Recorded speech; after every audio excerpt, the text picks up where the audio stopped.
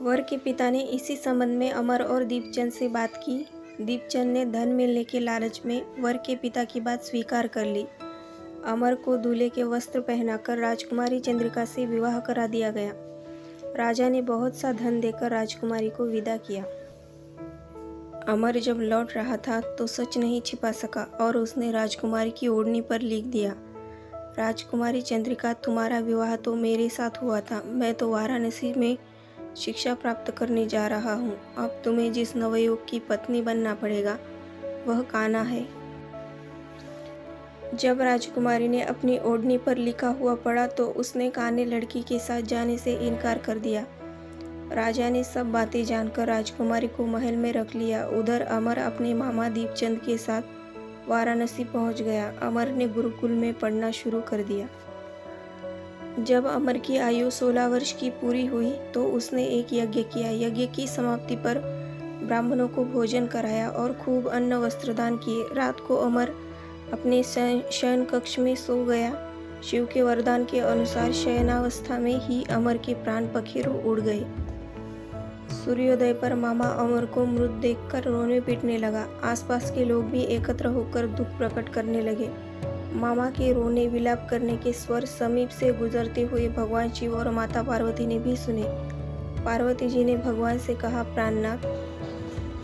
प्राणनाथ, मुझसे इसके रोने के स्वर सहन नहीं हो रहे। आप इस व्यक्ति के कष्ट अवश्य दूर करें। भगवान शिव ने पार्वती जी के साथ अदृश्य रूप में समीप जाकर अमर को देखा तो पार्वती जी से बोले, पार्वती, यह तो उसी व्यापारी का पुत्र है। मैंने इसे 16 वर्ष की आयु का वरदान दिया था। इसकी आयु तो पूरी हो गई। पार्वती जी ने फिर भगवान शिव से निवेदन किया, हे प्राणनाथ, आप इस लड़के को जीवित करें, नहीं तो इसके माता पिता पुत्र की मृत्यु के कारण रो रो कर अपने प्राणों का त्याग कर देंगे।